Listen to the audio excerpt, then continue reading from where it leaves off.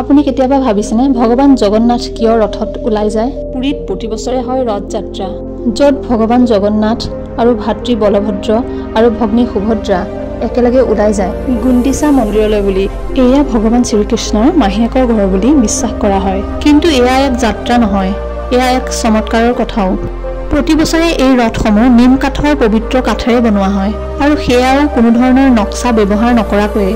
আৰু অতীজৰে পৰা এটা পৰিয়ালৰে লোকসকলে এই ৰথসমূহ বনাই আহিছে আৰু ভগৱানৰ ৰথৰ চকা হয় 16টা আৰু বলভদ্ৰৰ 14টা আৰু সুভদ্ৰাৰ 12টা।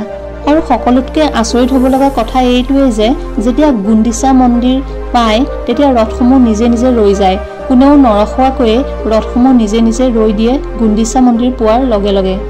ৰথযাত্ৰা কেৱল উৎসৱ নহয়, এয়া প্ৰেম, এয়াই হৈছে ভক্তি, এয়াই হৈছে মিলনৰ মুহূৰ্ত, যেতিয়া ভগৱানে নিজেই নিজৰ সন্তানক লগ কৰিবলৈ ওলাই আহে।